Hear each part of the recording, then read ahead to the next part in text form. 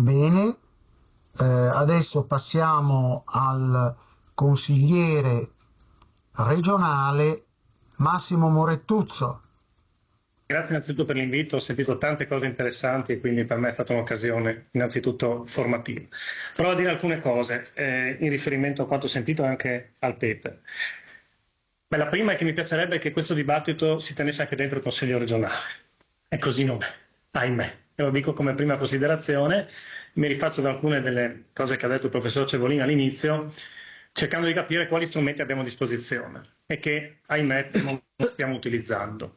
Il primo è uno statuto di autonomia regionale che effettivamente ci dà delle opportunità che oggi sono sottoutilizzate. Penso a due temi che sono stati citati. Il tema delle politiche linguistiche.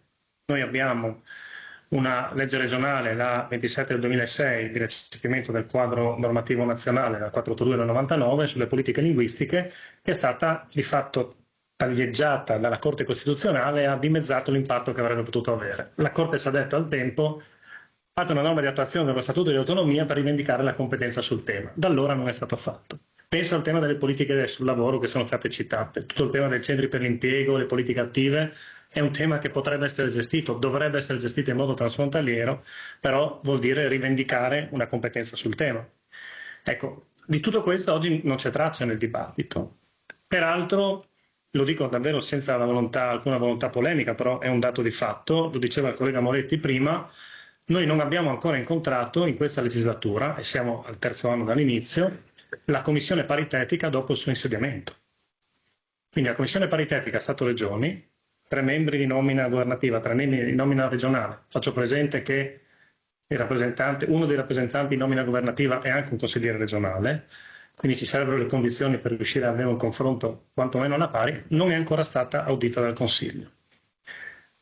A questo aggiungo il fatto che sul tema appunto delle competenze e delle norme di attuazione, perché questo tema ha profondamente a che fare, io credo, come è stato detto nelle relazioni introduttive, con l'esercizio della specialità, oggi di fatto non viene esercitato.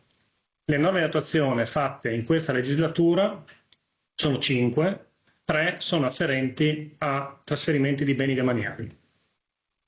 Quindi di fatto non sono state fatte norme di attuazione e lo stesso si può dire per la legislatura precedente a questa, salvo una norma importante sui tributi locali come quella della trasformazione dell'IMU in ILIA, che è un passaggio assolutamente importante che è stato fatto e va riconosciuto.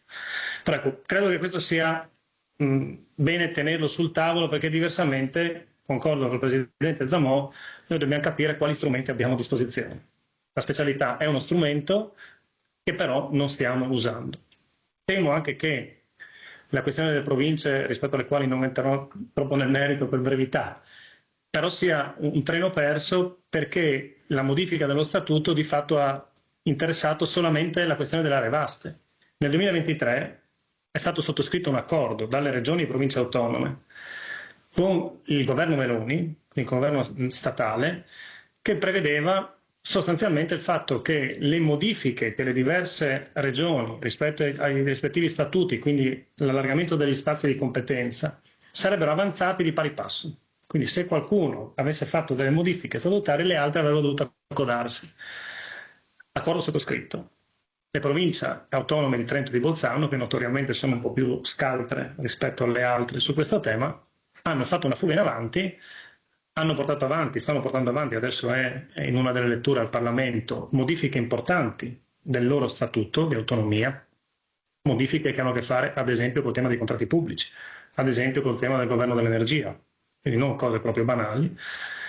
Noi su questo non abbiamo battuto colpi e quindi non è stata fatta nessuna trattativa per riuscire a dare conseguenza a quell'accordo che era stato siglato appunto nel 2023.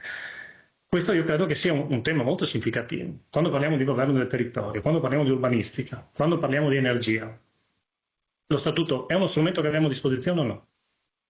Anche in una logica transfrontaliera. Ecco, su questo io credo che vada fatto un ragionamento. Sul tema delle aree vaste dico solo che anche qui l'auspicio è che davvero ci sia un'alzata un po' di sguardo. Ecco, qui viene richiesta, come dire, viene richiesta visione.